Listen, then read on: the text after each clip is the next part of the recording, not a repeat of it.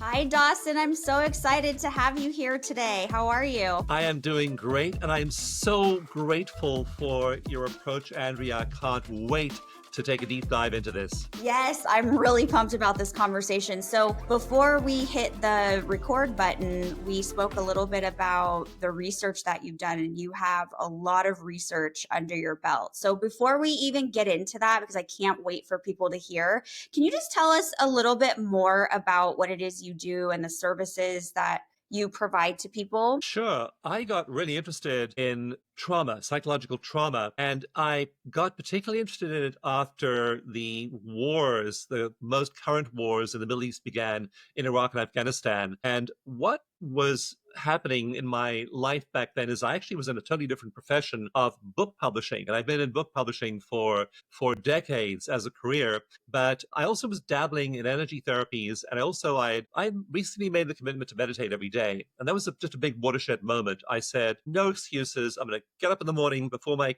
kids go to school. I'm going to meditate. So I was doing that, and I found I was shifting as that happened. And I've been publishing mostly in the field of I've been assisting people. I've been running publishing companies, and our main focus was alternative medicine. And so I began to look at some of these meditation studies and energy therapies, and I realized that these were potent therapies. And the very first studies were coming out showing they really affected people's lives. And then those early groups of veterans coming back from Iraq and Afghanistan with PTSD. So I had one psychotherapist friend who said to me, Dawson, I'm treating these veterans with energy therapies, and they're getting better in between 5 and 10 sessions. And I was like, no way. PTSD is just a really difficult syndrome to treat. All the literature in the American Psychiatric Association says it's pretty much untreatable. Even drugs can't touch it. Complex PTSD is impossible. And so how could you can say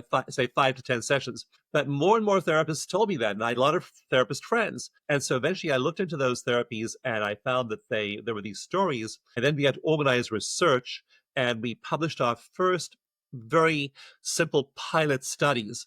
And sure enough, we had these veterans walking in with flashbacks and nightmares and intrusive thoughts and hypervigilance, all of these symptoms. And they walked out some of them walked out after 3 sessions and said, I'm fine. I don't need any more treatment. I was astonished at the results of those early pilot studies.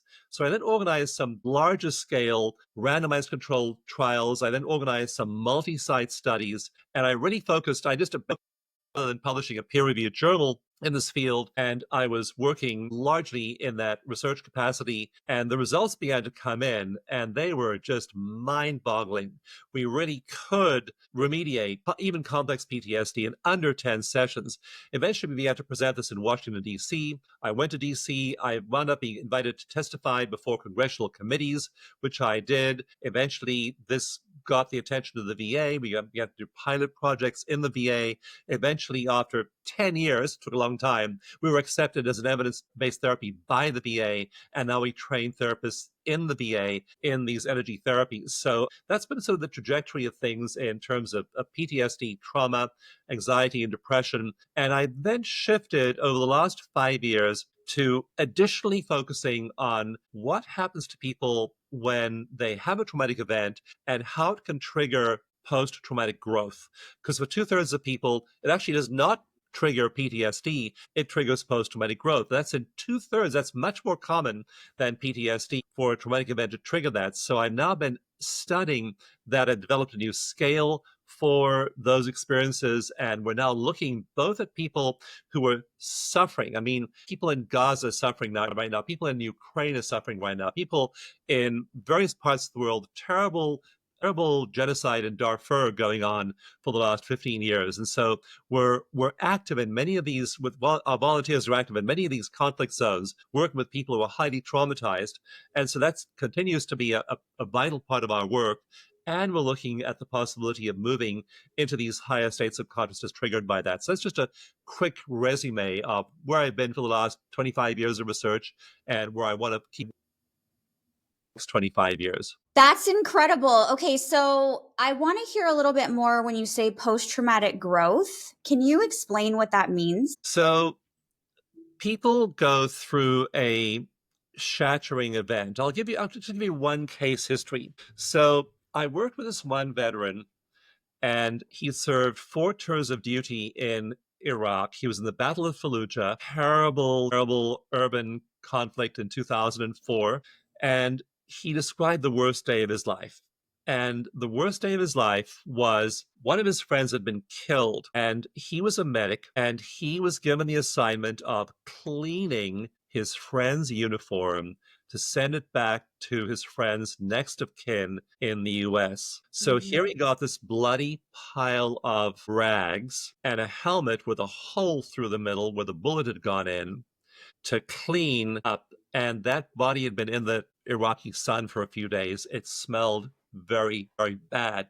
And he was literally running out of the medic hut to get some fresh air. Then he'd run back in to try and clean the uniform a little bit before the smell overcame him, and he'd run back out again.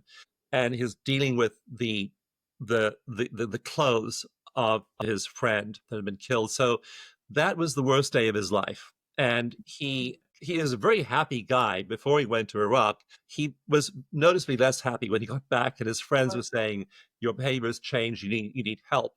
And so eventually he got various kinds of help. And one of those was doing all of my trauma trainings and doing a session with me on that event. And he called that event the worst day of my life. And when I asked him about his degree of emotional triggering, it's a 10 out of 10. So we did acupressure while thinking about the event. And acupressure is simply stimulating acupuncture points on your body. And in our research, we occasionally will hook people up to EEGs and look at their brain when they're traumatized. And when they're traumatized, the emotional brain, the limbic system, is highly, highly active on an EEG. You see that they think about a trauma and their emotional brain gets really triggered. And so what happened as he did the acupressure while thinking about the smell and about the events and about the feelings in his body, keeping him in his body while he processes this, is his degree of triggering began to go down. And it went all the way down to a low number. And so now, after only one session, he now has this very, very different worldview and memory of that.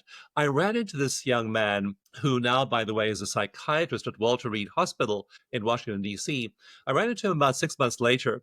And I said, "Tell me about cleaning your friend's uniform, the worst day of your life." And he looked at me like I was nuts. He said, "That wasn't the worst day of my life. That was one of the best days of my life because I got to clean the uniform. I got to show the love to his family by being the one that got chosen to clean the uniform." So here has had what we call in psychology a cognitive shift. What he used to see as the worst day of his life now becomes an act of love. And nothing had changed objectively. It was still this horrendous experience, but the way he sees it has changed. And now his limbic brain is calm, his emotions are calm, his body's no longer pumping out cortisol in response. So that's therapies can do, and the difference they make in people's lives. It doesn't change your actual objective past, but now post-traumatic growth has kicked in to where he now perceives the exact same tragic event from a whole different perspective. And that's how people can use even the tragedies of their lives. When I'm talking about Rwandan kids who saw their parents hacked to death with machetes before their eyes, Haitians who lost their parents in the 2010 earthquake there. We worked with people in absolutely dire circumstances and seen them turn the tragedy of their lives into fuel for post-traumatic growth, and it makes all the difference. So that is possible. It's often the case. They often do need help to make that shift, but it is very possible. That's incredible. So I have a story because I've never heard post-traumatic growth before, which is interesting. I'm surprised I haven't, but I was sexually abused by my father and trafficked for the first probably 8 to 10 years of my life. And I have healed from energy work specifically. I mean, I've done a lot of different types of therapies, and the thing that really neutralized that for me, where I don't have an emotional or visceral response to a memory, is energy work specifically. Belief code, emotion code, body code. I don't know if you're nodding, and some other energy work. And now I don't have that response, and I can use my story to help others. Not just that story, but there's other things, but that story I can share to give people hope that they can heal after catastrophic things happen in their life and they can still thrive and be mentally and emotionally well and be a successful, well-adjusted person and have joy and be truly healthy. And I don't think that I would be able to do that or live with that perspective if I didn't have that energy work. I really don't. And I feel that it's so, people just think it's weird or woo woo or that's not science. And so I'd love to hear a little bit more about your journey to that becoming what would be considered validated, reliable, right? Because you said it was a 10-year journey. And that's a long time. And that makes me really sad for people and their potential healing that they're missing out on. Yeah, I'm so sorry to hear that you suffered in that way, because when this is happening to children, now when you have a tragedy as an adult, then you have a lot of resources to deal with it. You can walk away, you can defend yourself. When that's happening to you and you're 2, 3, 5, 7, and 9, you have no resources, you're at the mercy of that person, you're literally trapped Yeah. and you can't get away. And so this produces a level of trauma. We call it complex PTSD because it's different. And in fact, many of my psychiatrist friends really have lobbied for the categorization, the diagnosis of complex PTSD as different, as a separate diagnostic category. Because when this is happening to a young brain, not just a young mind, it is a young brain, and neurons are forming, it's firing and wiring in the presence of unbearable abuse. And Yeah. so that is, in traditional mental health, virtually impossible to treat. And it's just, again, something we have to really be activists about in our society and in our world, because it just has to be eradicated the way we eradicated slavery and many of the other ills of society in the past. So I just want to, get on my soapbox there and talk about, say that first. Yes, get on your soapbox as much as you want. It should never have happened, and then it does happen. And Mhm.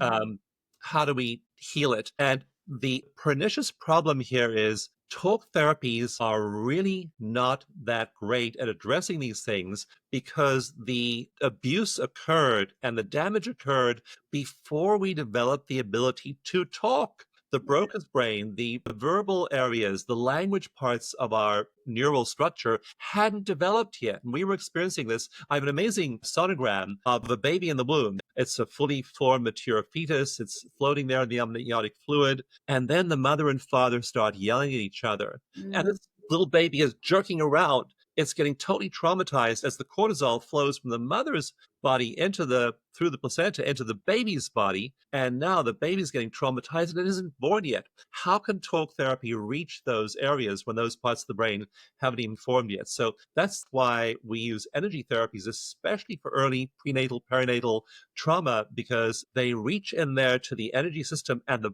body. It's the body that keeps the score.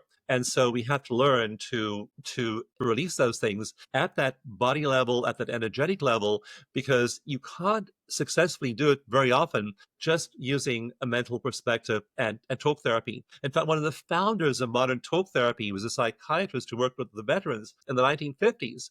And he wrote in his classic book, The Practice of Behavior Therapy, he wrote, "We found that when doing talk therapy with these veterans, that it was not helpful, it was harmful." Yeah. And nowadays we recognize the concept of re-traumatization. When I start to blab about this, I just start to line up all those neural pathways and I feel worse, and I'm reinforcing that neural feedback loop. So we actually find that talk therapy can re-traumatize people, but when you instead light up those neural pathways and use energy to counteract them, that's when the emotional brain calms down. And so that's when the possibility of post-traumatic growth opens up, and you're then shifting things at the level, we call it energy psychology, and yet it's felt in the body. And so things changing and you feel differently. So like when you were talking about that, Andrea, I was watching you very carefully. It's like, I'm noticing the physical signs. Is she getting all tense? Is her face flushing?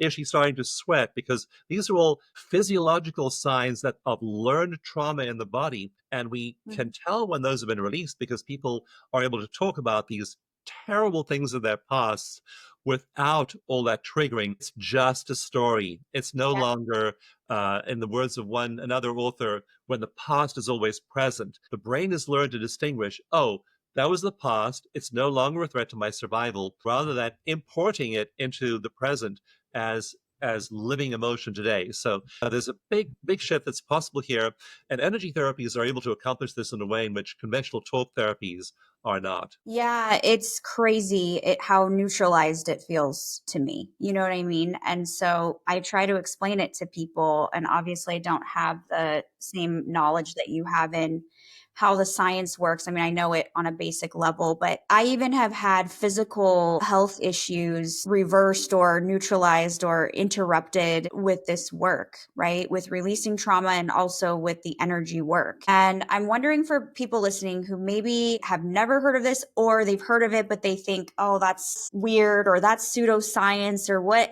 Can you explain on a little bit more of a fundamental kind of like dumb it down level? What is the science behind energy work and how it's accomplishing that for people? Yeah, I'm happy to explain the science. And what I want to just preface it by saying is that the science gets worked out later. We knew that aspirin worked for a century before we discovered how it worked. We knew that willow bark worked from which aspirin is derived for thousands of years before we had any clue about how willow bark worked. Quinine, penicillin, all of these things, we knew that they worked. We discovered experimentally that they worked.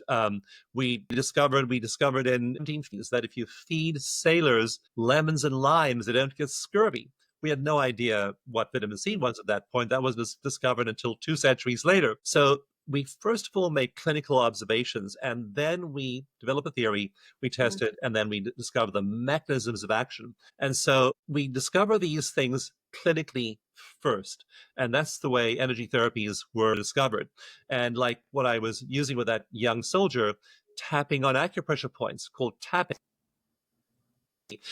on acupressure points. And clinicians have been realizing for thousands of years the earliest texts of acupuncture are more than 2,000 years old.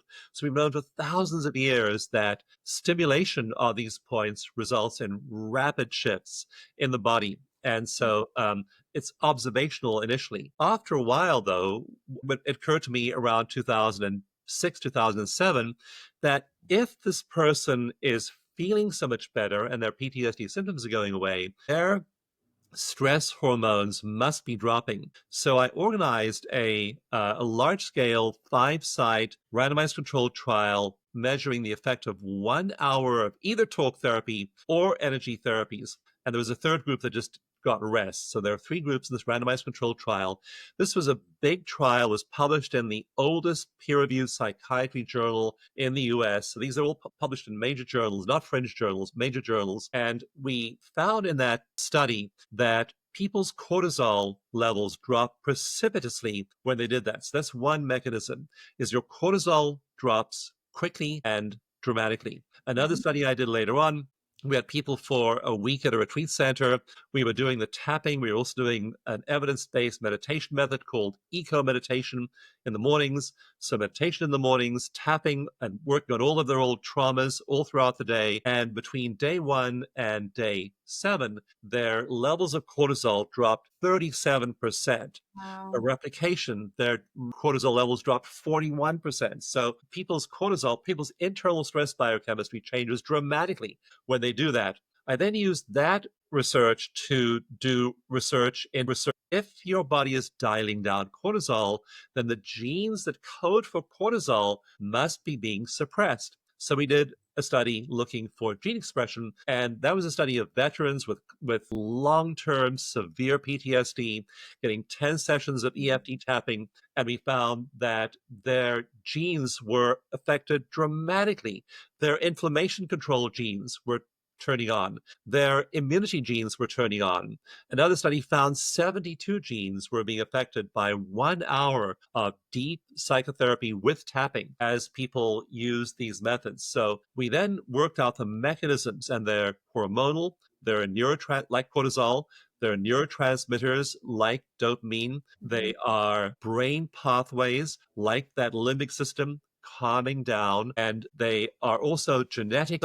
So gene expression changes and little epigenetic tags called microRNAs, which I won't bore everyone with an explanation of those here. But these little epigenetic tags that stick to genes and stop them Mhm. from expressing, those were literally popping off the genes when we did this work. So those are all the mechanisms as now Wow. in the science. It shows dramatic shifts happening inside the body. And that's why people heal from physical diseases as they heal mentally.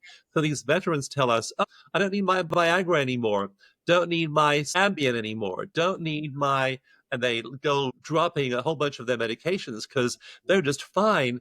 And it was all psychological to begin with. It was all based on their body thinking that they're still in combat when they hear a car backfire. So shifting one's PTSD, shifting one's the way one's mind is processing information shifts the reality of reality. Do you have a library somewhere where people can read your research, or do they have to go searching in these different journals? Yeah, it's cool. I'll just spell it out for you now. It's research, and my big website is EFT Universe. So it's EFT, Emotional Freedom Techniques, EFTuniverse.com. And the cool thing about that, too, is we got a grant recently, and we were able to make that database searchable. And so you can go to research.eftuniverse.com, go to anxiety and just search anxiety, or go to depression, search depression. And you'll just look at the studies there and meta-analyses, randomized controlled trials, outcome studies, case histories, and they'll blow your mind. Okay, I'm so excited. And I will include that in the show notes for people if you're listening or even watching on the YouTube channel. So, why do you think it took so long for the research to be considered valid, or for that technique to be folded into the veteran services? Can you tell us a little bit about that process and research and even funding and just all of that? Because this is one thing I'm really passionate about, is that people don't understand that just because something isn't mainstream yet doesn't mean it's not valid or reliable or there's not efficacy there. There's a whole process, and there's a lot of interested parties who control where a lot of the funding go. And I'd love to, because you're in this field of research, can you shed some light on that process? So my family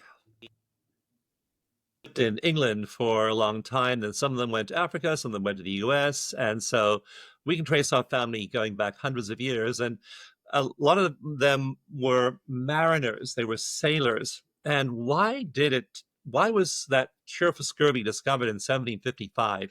And then the Admiralty, the British Navy, didn't start actually shipping boxes of oranges and lemons on ships for another century. Why did it take them a century after the cure for scurvy was discovered to take any action whatsoever? During that time, and includes the Napoleonic Wars, more British sailors died of scurvy than died in battle. Wow.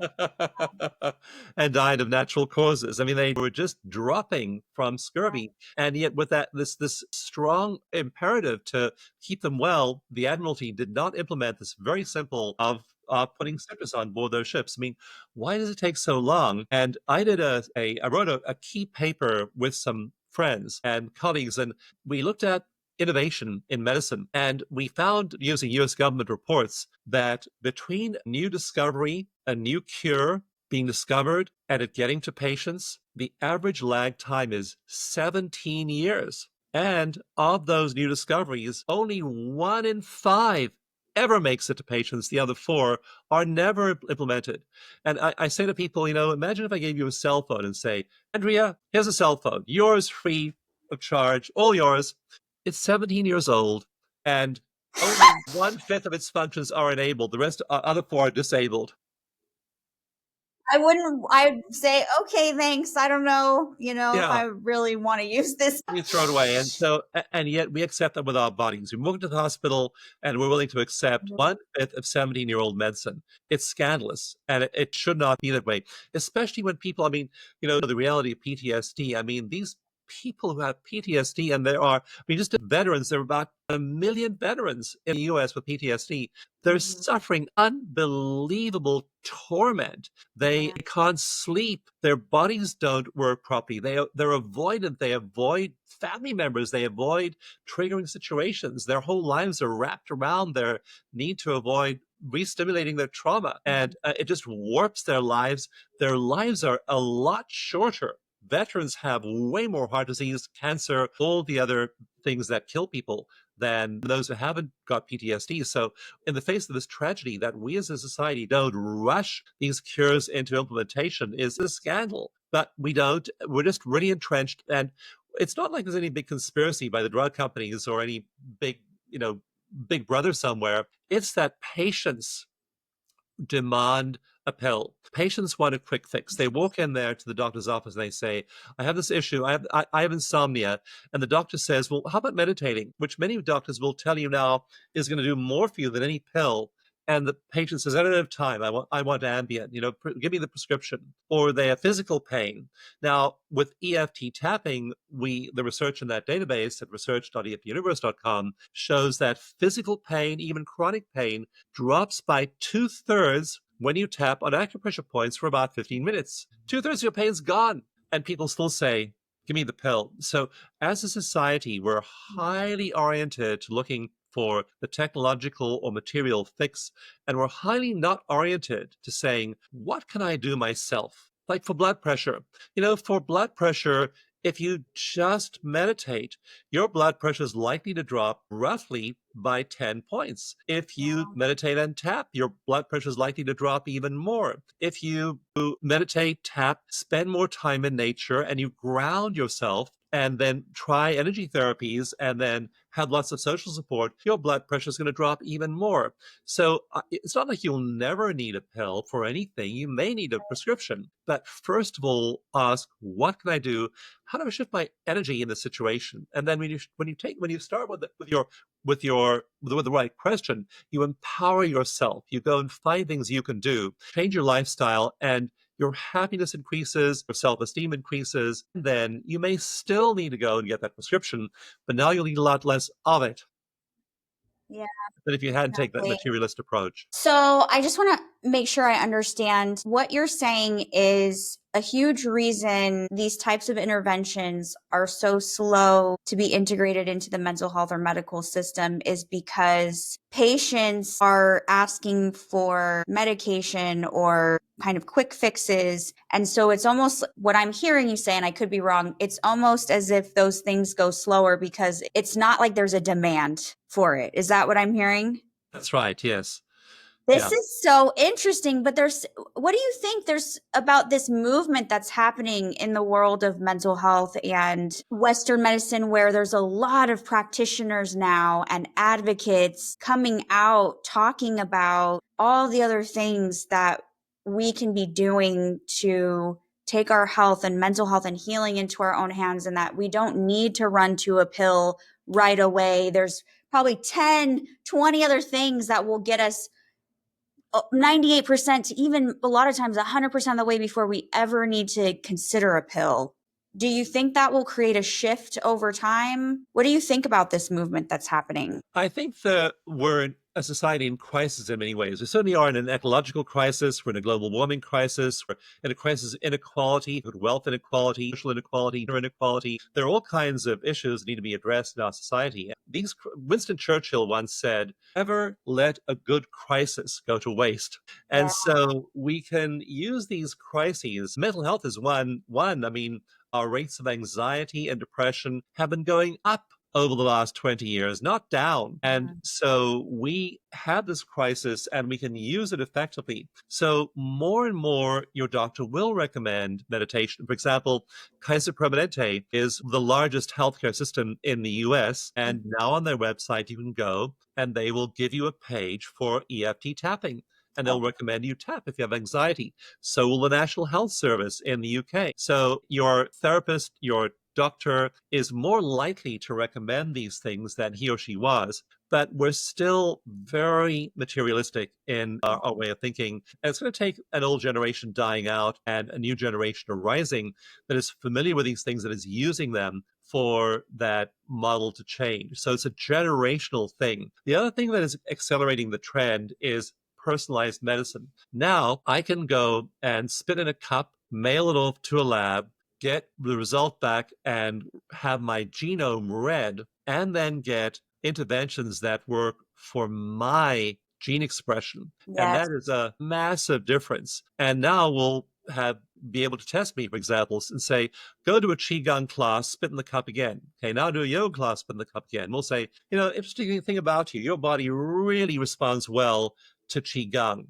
When you do yoga, you get stressed. Wow, who knew? So now we're entering a period where we can start to actually test people and figure out what works for them personally, and that's personalized medicine. You'll see this phrase personalized medicine cropping up more and more and more. But you and I and everyone, you don't need the genetic test always. It's useful sometimes. What you need as your own internal test is how well you feel. What's your energy level like? How happy are you? Does your heart just burst with compassion and love and joy, or are you dragging yourself through the world with low energy and a feeling of doom? So how well do you feel? I can tell you, when you start to enter these states that meditation puts you in, I have a book called Spiritual Intelligence, and it's all about our ability as individual consciousness to become one with transcendent consciousness.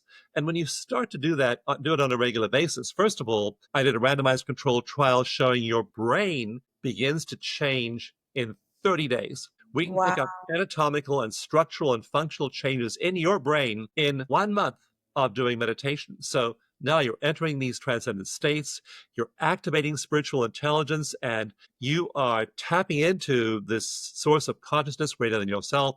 You start to feel better, your life starts to get better, and after a little while of doing this, you start to feel wonderful. And then when we test people who've been doing it for more than a month, for a year, 5 years, 10 years, their brains are much healthier. Their cells are much younger. A gap opens up between their biological age and their chronological age. Some of them are 10 years younger biologically. Their cells are 10 years younger than what the calendar would suggest. So this gap opens up between biological and chronological age. In the case of meditators, that can be 10 years or more.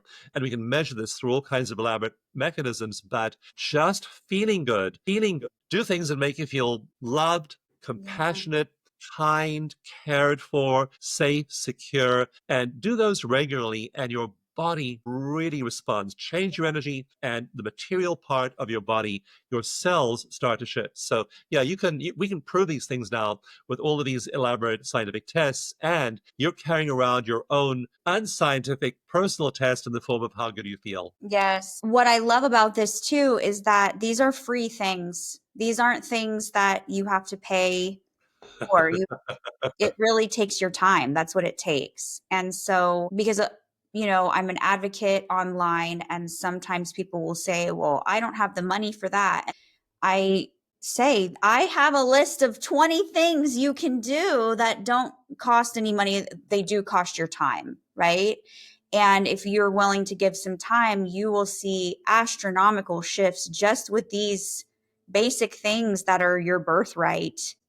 And I've seen this happen with a lot of people, even in my own life, grounding and first sunlight and just some very basic things Yes, that have shifted how I feel and my mental health and my energy levels and the depth and restfulness of my sleep. I mean, these things yes. are very fundamental. It's not anything crazy. And so I love that you have this library of research. I'm going to go today and devour it all. Let me just mention two things. So again, that sleep and energy levels. If you have high energy levels and are getting great high quality sleep, you're going to perform better, and so you're going to have more hours in your day. And the other thing I have a chapter on in spiritual intelligence. Chapter 5 is called Enlightenment Without Spirituality. And in it, I report actually several different studies. And what we find is that people who are entering these transcendent states, who are healing their trauma and then entering those states of cosmic connection. I did one study, and we looked at people doing meditation, doing this very special meditation called eco meditation that's super easy, evidence-based, lots of research. That's the one that changes your brain in 30 days. Mhm. So we looked at people's productivity after the 30 days, And they, in effect, had gained 1 extra day a week. They were 20% more productive than they had been before they learned meditation. In 1 month, they were so much more productive, they'd gained an extra day a week. So when I hear people say to me, I don't have time to meditate, I tell them, you don't have time not to meditate. You're robbing That's yourself what I of was thinking. Like, I want an extra day in the week. Yeah, you really don't. I mean, that's incredible to me. Wow. Is this something, eco meditation, is this something you created or something you stumbled upon? Something I created to do research on in 2009, and it's just a composite of several evidence-based methods like tapping, like heart coherent breathing, like open focus. There are several different research proven methods that you just stack on top of each other. They take 5 minutes to do all of them. And then you find yourself in this very deep meditative state. We then recommend you stay there for another 10, 15 minutes, and then you come out of it and ground yourself. But yeah, it's called Eco Meditation. It's free. It's been free ever since I developed it many, many years ago. And there are now a lot of clinical trials that are using Eco Meditation or similar methods. In chapter 2 of my book, Spiritual Intelligence, I talk about the studies of Alzheimer's disease and how when people who are in the process of cognitive decline and brain shrinkage, because Alzheimer's shrinks your brain 70%. Okay, so if you look at I have one image in that chapter 2 of Spiritual Intelligence of an Alzheimer's brain at 65 on a morgue slab and a regular brain, and the Alzheimer's brain has shrunk 70%. So that's what happens with Alzheimer's. They put these Alzheimer's patients in a clinical trial. They had them do a half hour of an evidence-based meditation, body-based meditation technique for 6 months. They measured their brains again, and their brains have. Wow, that's incredible. Wow, that's incredible. I'm really excited to dive into your work. Tell us about I believe you mentioned another book before we hit the record button, or was it this book that you referred to? Yeah, my most recent book is Spiritual Intelligence, and that recaps a lot of this. It talks about brain growth, which meditators do.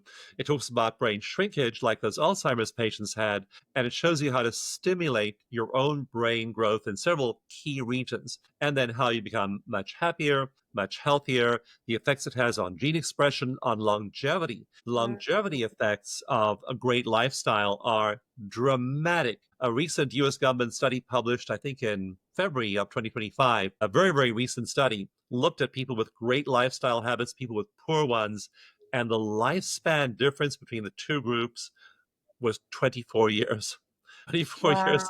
Good lifestyle habits live 24 years longer than the group that was eating McDonald's and French fries and drinking beer. So I'm thinking negative Yeah. thoughts. So yeah, you want to do this stuff, and so spiritual intelligence really recaps all of these key ideas. And then my earlier books are also, each one talks about a different thing. The Genie in Your Genes is all about gene expression. Mind to Matter is how our brains create the material reality around us. Bliss Brain is about elevated mental states, and then spiritual intelligence is about developing our brains to function this way, growing them in that way, and again, preventing that brain loss and shrinkage, and then just fully maximizing our human potential as we connect with those transcendent states.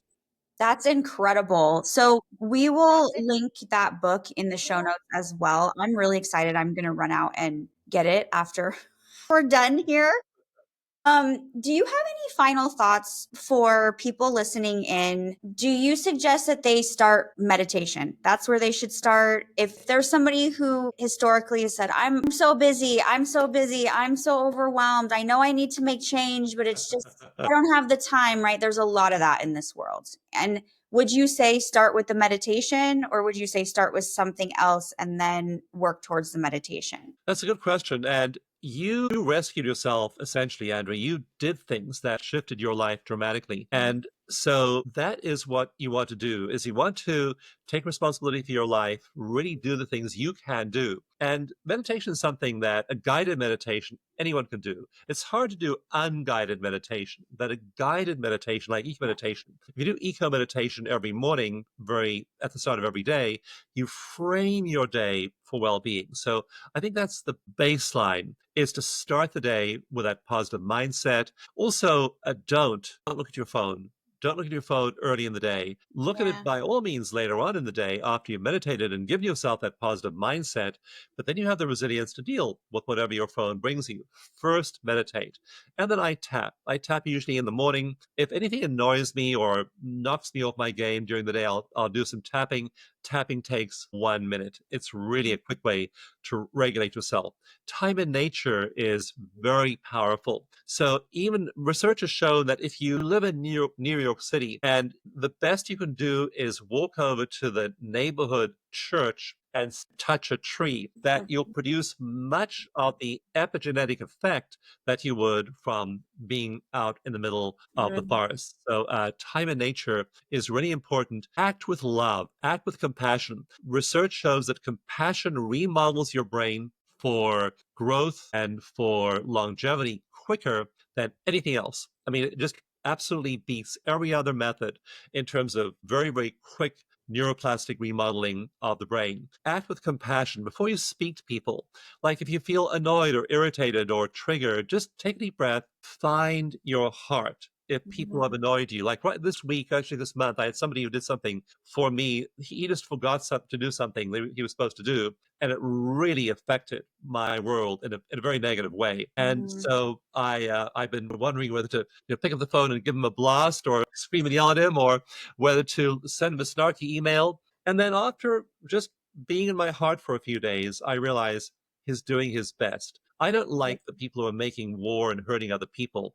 Am I going to make war on somebody who I perceive has hurt me? So finding a way of moving into that compassion, even if somebody's wronged you, and they may have Yeah. really wronged you. And if you like, spiritual intelligence begins with the story of Anthony Ray Hinton, a black man who was unjustly accused and wrongfully imprisoned in solitary confinement for 30 years in Alabama.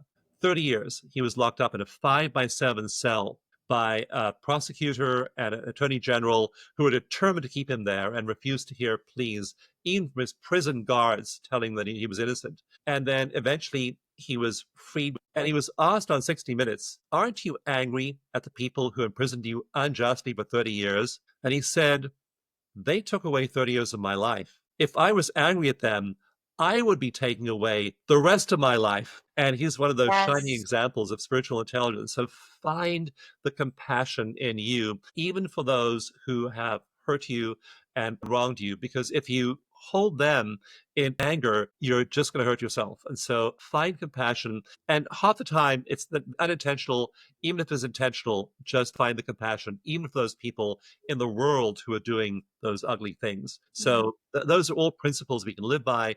Again, you're right, they're all free, they're all under our control, and they radically transform our life, our health, our longevity, and our bodies. Yes. Okay. This is so exciting. I'm so excited for people to hear all of this. Okay. I'm so grateful for you, and I can't wait to go devour your all of your research and your website and your resources. I'm assuming, do you give public talks and things like that? Yeah, we have like classes on Zoom. I teach at places like Omega Institute. So I do Yeah. some public events in person. We do tons of classes on Zoom. We have tons of free stuff on Zoom every week, every month as well. We have something called Tapping Tuesdays, where we work through people's issues with them free on our Zoom channel. We have all kinds of things. You'll find them all through the links that you'll have there in the show notes. Again, go to Spiritual Intelligence Book and get the book, and then click on some of the links above, and you'll find access to all of those many free resources, as well as paid ones. Like Yeah. we recommend people get a clinical EFT practitioner, work with that person, really, really go deal with their childhood trauma. It's not going to go away Yeah. if you don't do something about it. So you have to take concrete action and really address it.